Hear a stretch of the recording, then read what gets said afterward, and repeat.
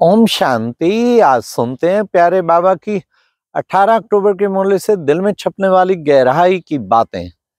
आज की मुरली में बाबा ने कहा कि बच्चे, तुम सब क्या क्या करते थे भक्ति मार्ग में। हाँ, देवियों की बड़ी अच्छी अच्छी मूर्तियां बना के फिर उनको डूब जा डूब जा डूब जा डुबो देते थे। गणेश की भी डुबोते थे, सरस्वती माँ की भी डुबोते थे। बच्चे, ऐसा क्यों करते थे तुम? बाबा, अकल नहीं थी, क्या करे। तुम्हें माया ने नालायक बना दिया। नालायक बना दिया।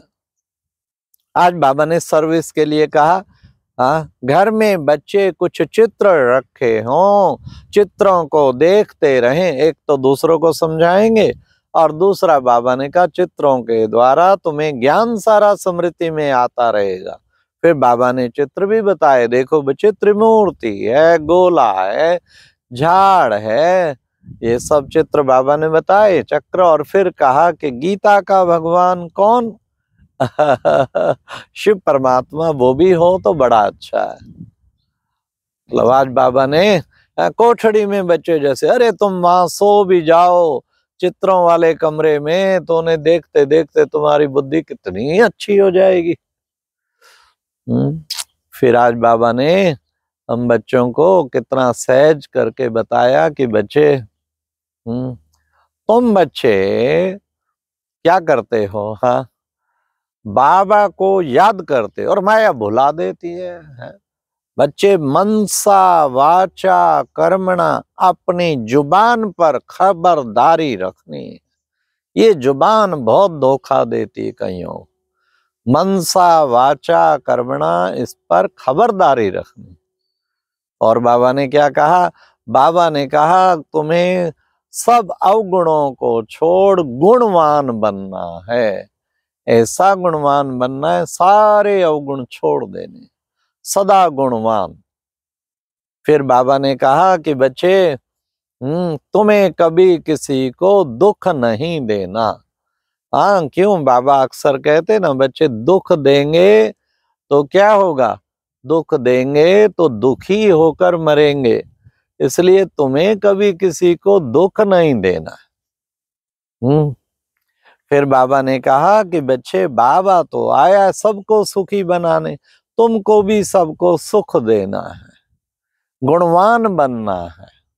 तुम्हें सारी विकारी कुल की मर्यादाएं छोड़ देनी है। बाबा ने कहा विकारी कुल की मर्यादाओं में कुछ नहीं पड़ा, उनको छोड़ देना है।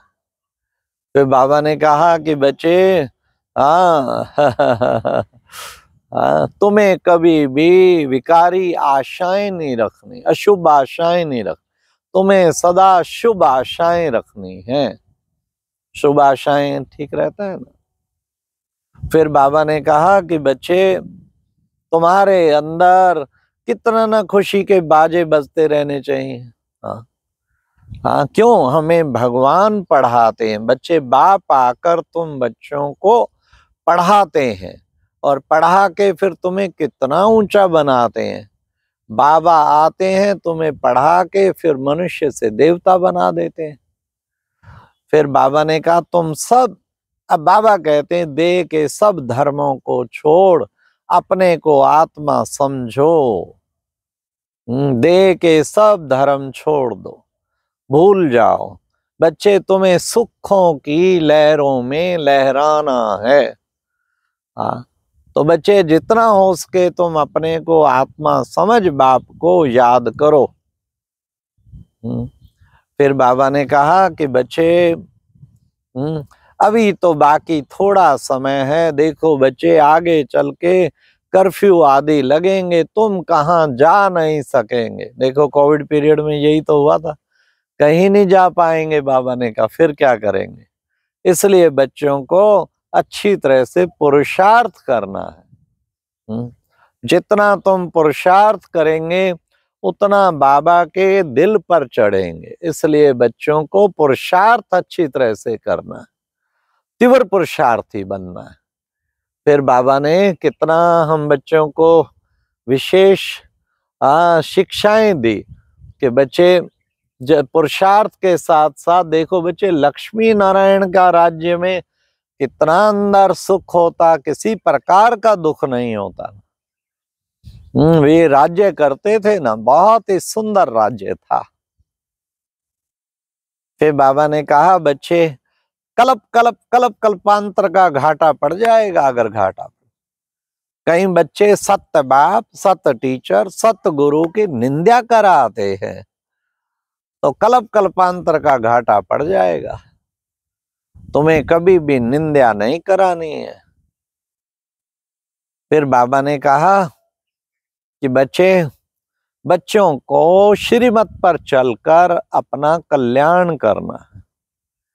साथ साथ बाबा ने कहा अपने ऊपर रहम करके भी कल्याण करना है।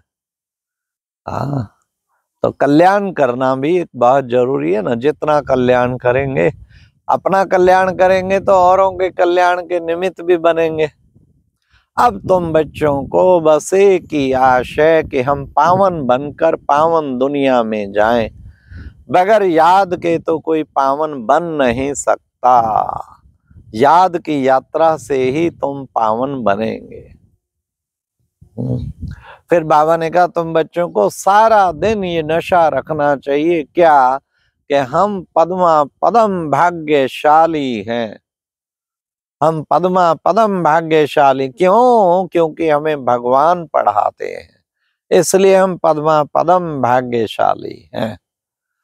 बाबा ने कहा तुम कितना गाते थे देवताओं के आगे, आप सर्वगुण संपन्न हो, 16 कला संपूर्ण हो, संपूर्ण निर्विकारी।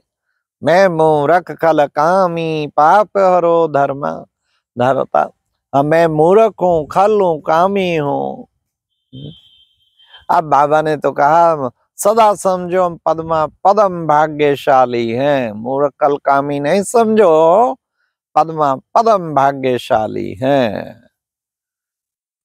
तो बाबा आया है तुम बच्चों को सुख का वर्षा देने के लिए। सबको सुखी बना देते हैं, किसी को दुख, सबके दुख बाबा दूर कर देते हैं। बच्चे तुम जैसा पुरुषार्थ के द्वारा ही उच्च पद पाना है।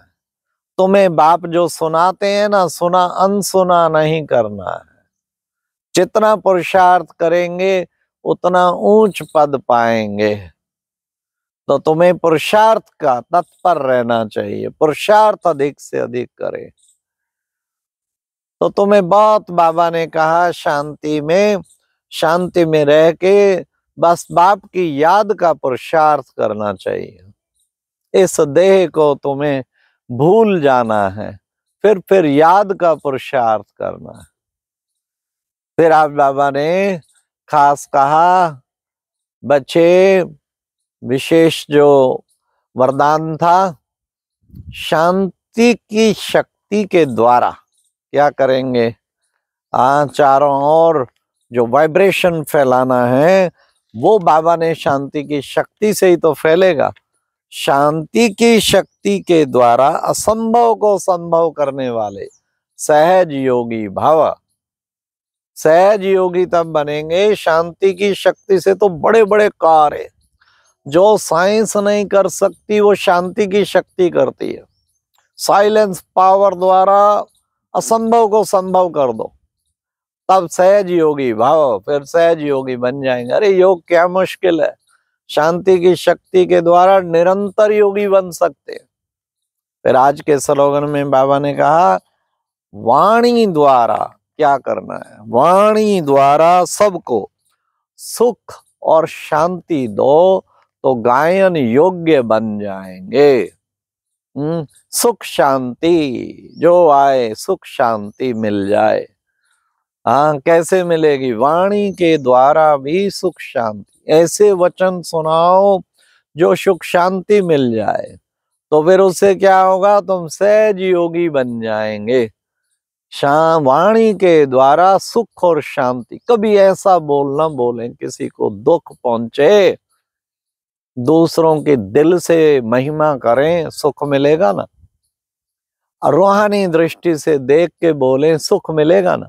ज्ञान के रतन बांटें, सुख मिलेगा ना। दूसरे को सुख भी मिलेगी, शांति भी मिलेगी। तो वाणी द्वारा सुख शांति दो तो गायन योग्य बन जाए। अच्छा, ओम शांति। ये थी आज की मुरली से दिल में छपने वाली गहराई की बातें। ओम शांति।